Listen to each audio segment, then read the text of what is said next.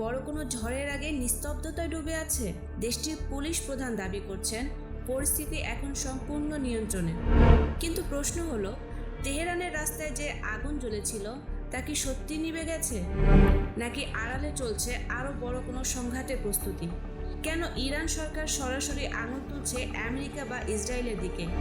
আজকের ভিডিওতে আমরা জানব ইরানের চলা এই রহস্যময় অস্থিরতার পেছনে আসল সত্য।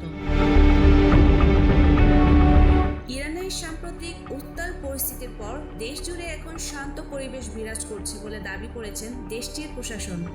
জাতীয় পুলিশ বাহিনীর প্রধান ব্রিগেডিয়ার জেনারেল আহমদ রেজা রাদান জানিয়েছেন, সাধারণ মানুষের সক্রিয় সহযোগিতার কারণেই সহিংসতা থামানো সম্ভব হয়েছে।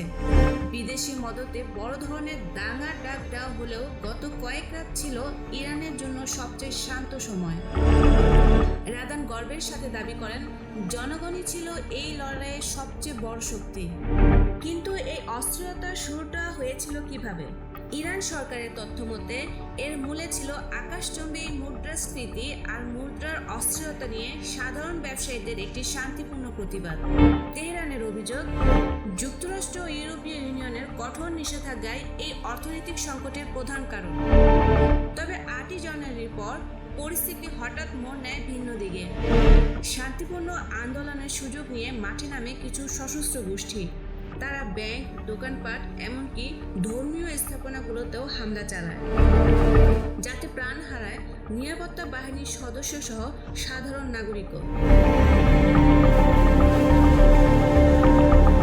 তেহরানের দাবি এখন আরও জোরালো। তাদের হাতে নাকি এমন নির্ভুল গোয়েন্দা তথ্য আছে যা প্রমাণ করে এই সহিংসতার পেছনে রয়েছে যুক্তরাষ্ট্র ও ইসরায়েলের সরাসরি অর্থায়ন। এরই মধ্যে দেশটির সেনাবাহিনী ও গোয়েন্দা সংস্থাগুলো কড়া পদক্ষেপ নিয়েছে।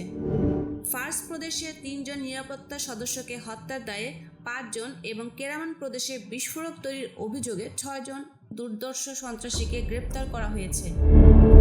ইরানের প্রতিরক্ষা মন্ত্রী আজিজ নাজিরজাদে এবং সেনাপ্রধান আমির হাতামি একটি বিষয়ে হুঙ্কার দিয়েছেন, দেশের সার্বভৌমত্বের বিরুদ্ধে যে কোনো ষড়যন্ত্র মোকাবেলায় তারা পুরোপুরি প্রস্তুত।